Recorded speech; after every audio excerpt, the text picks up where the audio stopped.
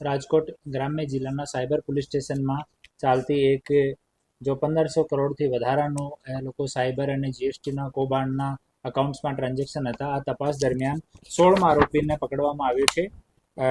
આમાં અમારા cyber police સ્ટેશનના પીઆઈ રવિ ગૌતમ સાહેબ અને પીએસઆઈ એન કામળિયા સાહેબ આ કેસમાં મહેનત કરીને મનીષ ખોડીદાસ ચોલેરા આ મૂળ અમરેલીનો રહેવાસી છે. એના અકાઉન્ટમાં આશરે 80 કરોડનું ટ્રાન્ઝેક્શન થયેલો છે અને 7 જેટલા અકાઉન્ટ છે એના યુઝ થયા છે. અને એની પાસે શિવ કોર્પોરેશન નામની પેઢી, હનુમંત ટ્રેડિંગ નામની પેઢી, Vraj enterprises, Sankalp traders, quality agri, Shri Vallabh traders, Radha Raman enterprises એટલી પેઢીઓએ 7 પેઢીઓએ બનાવી હતી અને એનો આ કૌભાંડમાં એ લોકો યુઝ કર્યો હતો. હાલ સુધીમાં ટોટલ 46 જેટલા બેંક એકાઉન્ટની તપાસ આમાં ચાલી રહી છે.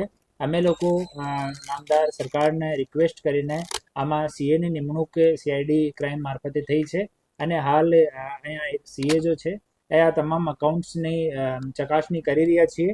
આમાંથી 250 જેટલા ટ્રાન્ઝેક્શન જો છે એના અમે ફર્ધર ડિટેલ માંગ્યા છે જે બેંક તરફથી આવવામાં બાકી છે. આ 16 આરોપીઓમાંથી તમામ આરોપીઓ જે છે જ્યુડિશિયલ કસ્ટડીમાં છે. હાલ કોઈને પણ બેલ મળી નથી અને આ કેસની તપાસ હાલ ચાલુ છે. ટોટલ 1930 ઉપર 219 જેટલી આમાં ફરિયાદો થઈ છે અને ગુજરાત પૈકી 21 ફરિયાદો છે જેમાંથી 2,94,00,000 રૂપિયાનો સાયબર ફ્રોડ આમાં રજીસ્ટર્ડ છે. આપણે એપીએમસીના અકાઉન્ટ્સ મોટા ભાગના એ લોકો પેઢીઓને યુઝ કર્યો હતો.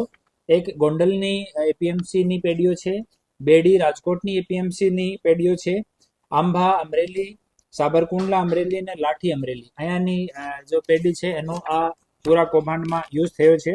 હાલ જો આરોપી પકડાયો છે મનીષ ખોડીદાસ ચોલેરા. આ મનીષ કમાણી અને વિવેક ભાલિયા આ બંને સાથે સંપર્કમાં હતો અને પોતાના અકાઉન્ટ આ કૌભાંડ માટે મની સર્ક્યુલેટ કરવા માટે એનો ઉપયોગ થયા હતા. આમાં એક મુખ્ય આરોપી જે છે હિરણ લિંબાસિયા પહેલાંથી જેલમાં છે. એની અમે લોકો ટ્રેવલ હિસ્ટ્રી જોઈ તો 1 વર્ષમાં 16 વખત વિદેશ યાત્રા કરી છે અને પોતાના સ્ટેટમેન્ટમાં પણ એ લોકો કીધું કે અહીંયાથી એ લોકો કીટ આપવા માટે દુબઈ અમુક સમયમાં જતા હતા. તો આની અમે ફરીથી કસ્ટડી માંગવા માટે નામદાર કોર્ટમાં રિક્વેસ્ટ કરી છે અને 1-2 આરોપી એમાં ઓર બાકી છે જેની તપાસ હાલ અમારી ટીમ કરી રહી છે અને સીએનો ફાઇનલ રિપોર્ટ આવ્યા પછી કન્ફર્મ આંકડો જો કેટલો રૂપિયાનો કૌભાંડ છે એની ખબર પડશે.